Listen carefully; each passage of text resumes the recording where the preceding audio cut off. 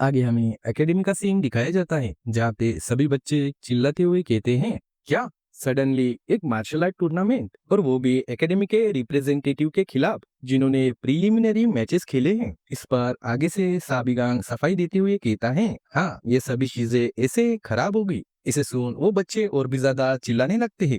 इस पर साबिगान कहता है, तुम अनग्रेटफुल ब्रैट्स, ये तुम्हारे लिए एक गोल्डन अपॉर्चुनिटी है जिससे तुम खुद की काबिलियत साबित कर सकते हो। तभी इंस्ट्रक्टर मिस येलोन वहाँ पे आते हुए कहती है, ये पहली बार नहीं है जब तुमने हमसे बिना कुछ डिस्कस किए ऐसा किया है।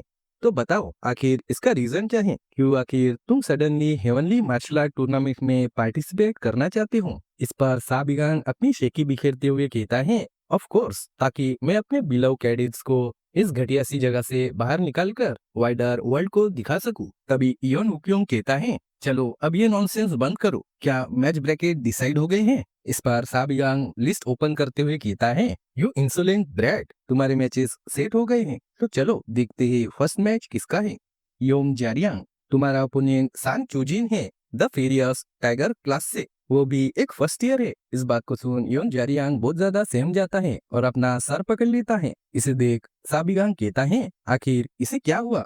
इस पर जो मुंडांग कहता है, वो पहले हमारी क्लास में हुआ करता था और जो भी डिटेल्स है वो कोई प्राउड करने वाली नहीं है। योंग जारियांग ने उसे मल्टीपल टाइम्स पार के लिए अप्रोच किया और हर बार बहुत बेरहमी से हार गया। इसे सुन साबिगान एक गहरी सांस लेते हुए कहता है, अगर तुम ऐसे ही दूसरों पर अटैक करो तो तुम्हें कम से कम एक बार जीत हासिल करनी होगी। तो नेक्स्ट है जो मुंटांग, तुम्हारी अपोनेंट है फर्स्ट ईयर की मोक दानवा जो फ्लाइंग ड्रैगन क्लास की है। इस बात को सुन जो मुंटांग की भी हालत खराब हो जाती है। आगे से साबिगान कहता है, आखिर अब ये मुक दानवा कौन है, मैंने डेफिनेटली उसका नाम पहले भी सुना है। तभी उसको याद आता है ये वही इग्नोरेंट लड़की है जो पहले उसके सामने एटीट्यूड में खड़ी थी। तभी नियोंग सोसो अपना हाथ उठाते हुए कहती है, डोंट वरी इंस्ट्रक्टर, मोक दानवा मेरी फ्रेंड है, अगर हम उससे बात करें तो ये मैटर रिजोल्व हो सकता है। इसे सुन साबिगांग कहता है, हाँ ये तो बहुत अच्छा है, लेकिन तुम्हारा ओपोनेंट कोई और है। नियोंग सोसो, तुम्हारा मैच है हांगी से, फेरोशियस क्लास का सेकंड ईयर।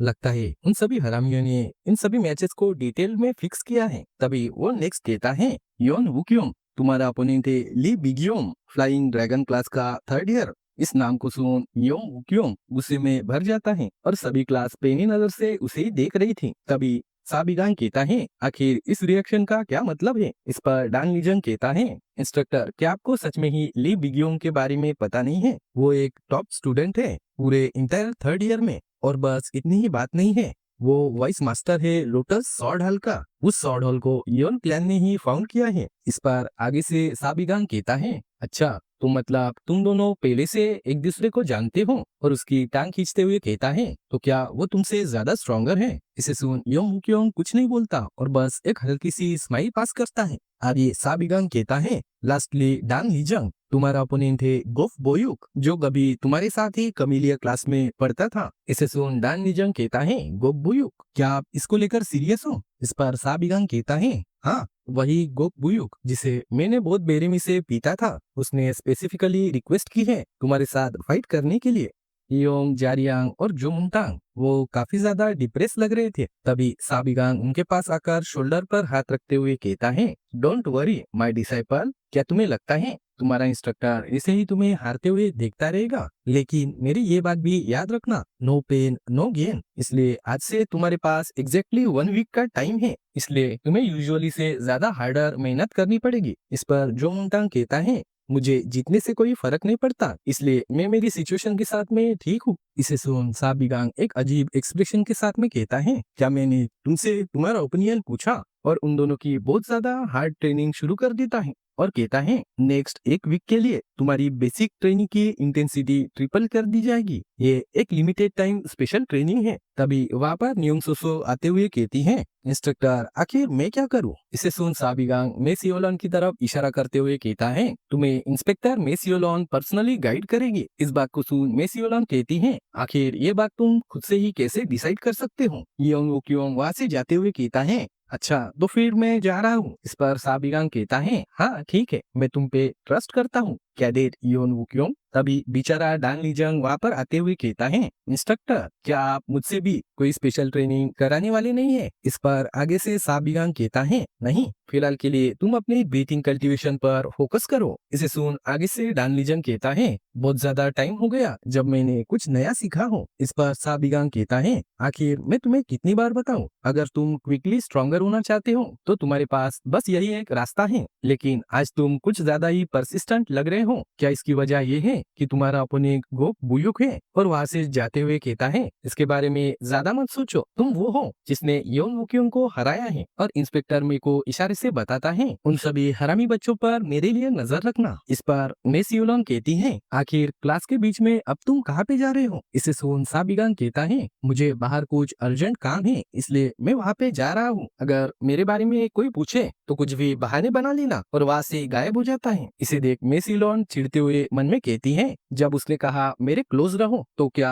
उसका मतलब ये था कि वो इन डम स्टूडेंट को मेरे ऊपर छोड़ जाए? तभी नियम सोसो वहाँ पर आते हुए कहती है, इंस्पेक्टर आखिर हम किस टाइप की ट्रेनिंग को करने वाले हैं? तभी हमें रात का सीन दिखाया जाता है। दान लीजंग अपनी कल्टीवेशन टेक्निक परफॉर्म कर रहा था। वो काफी ज्यादा फोकस्ड और उसकी बॉडी से बहुत ज्यादा एनर्जी रिलीज हो रही थी। तभी वो अपनी आंखें खोलते हुए मन में कहता है, इंस्ट्रक्टर ने कहा था कि इसके बारे में मत सोचो, लेकिन ये सच नहीं है। मुझे अब पता चल गया, ओनली रीजन जिसकी वजह से मैं योन वुक्योंग को हरा पाया, क्योंकि इंस्ट्रक्टर ने योन वुक्योंग की एग्जैक्ट शॉर्ट पाथ को रिप्लिकेट किया था। अगर हम फिर से फाइट करें तो कोई चांस ही नहीं है कि मैं योन वुक्योंग को हरा पाऊं। मेरी इंटरनल एनर्जी डेफिनेटली इंप्रूव हुई है, लेकिन अब तो वो प्रोसेस भी काफी ज्यादा स्लो हो गई है और बस एक वीक में सभी लोगों के सामने मुझे गोक बोयुक से फाइट करनी है। क्या बस मेरी करंट स्ट्रेंथ के साथ मैं उसको हरा भी पाऊंगा? तभी उसकी नजर किसी कमरे पर पड़ती है। वो वहाँ का दरवाजा खुलते हुए कहता है, आखिर इतनी देर रात को ये क्या नॉइस हो रही है? वहाँ पे गोक बोयुक था जो अपनी इंटेंस पंच प्रैक्टिस कर रहा था। गोक बोयुक को ऐसे प्रैक्टिस करता देख डान लीजंग की हालत ही खराब हो जाती है। तभी गोक बोयुक को कुछ फील होता है और वो पैनी नजर से दरवाजे की ओर देखता है, लेकिन बस दरवाजा खुला था और डान लीजंग दरवाजे के पीछे छुपा हुआ था। तभी वो अपने मन में कहता है, आखिर इतनी देर रात को गोक बोयुक यहाँ पे क्या कर रहा है? लगता है ज्यादा प्रैक्टिस करने की वजह से मेरा सर घूम रहा है, इसकी वजह से मुझे ये इल्यूजन दिख रहे हैं। लेकिन गोक बोयुक साइड से निकलते हुए डान लीजंग को बड़े गुस्से से घूर रहा